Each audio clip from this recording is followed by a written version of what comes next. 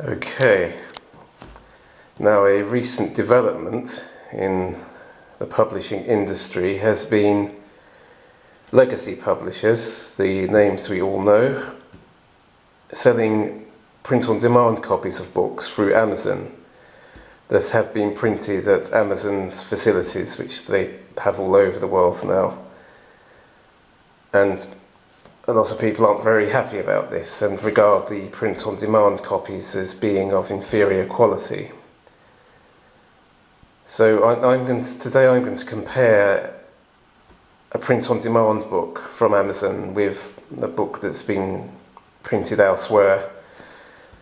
I have here a copy of my recently published collection of short stories, which I tell myself is excellent. And that was printed by Amazon in Dunstable in the United Kingdom. And when I printed my first novel with Amazon, it was Poland, so they're obviously expanding.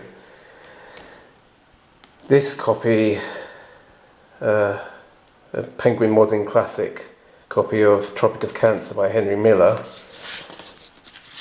was not printed by Amazon. It was printed and bound in Great Britain by Clays Limited. Now, the general quality of the cover is good, the colours are good. They're both gloss covers. This is slightly better done. It's kind of got a sort of smoother finish, it's less shiny. And another thing I notice is the cardstock on the Modern Classics book is ever so slightly thicker than the cardstock on the Amazon book. I mean, it's by no means flimsy, but this has slightly more body to it.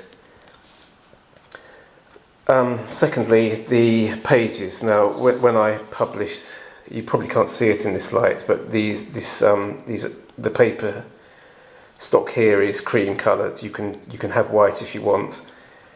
And it's 74 to 90 GSM.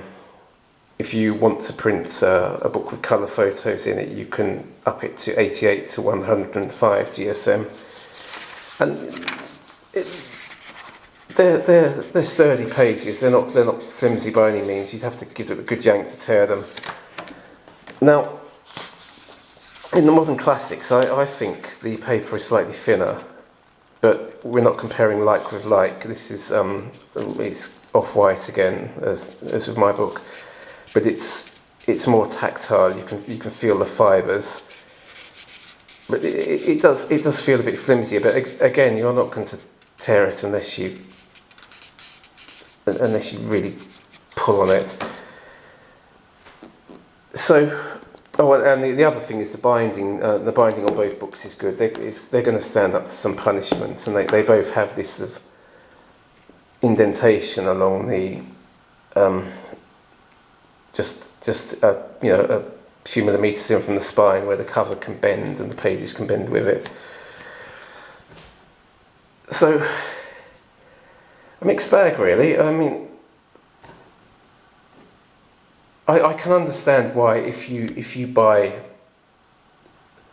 a book from Penguin or any of the other big publishers, it's going to be galling to get a copy that's been printed by Amazon.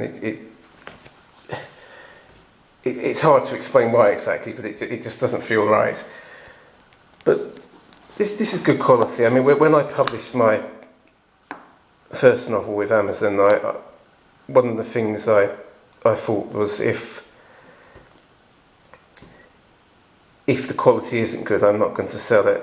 You're not going to sell physical copies. I'll just sell an ebook, and the quality is far better than I expected.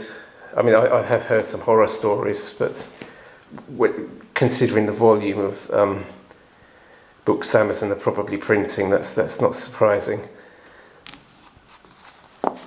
And there's not much in it really. I mean,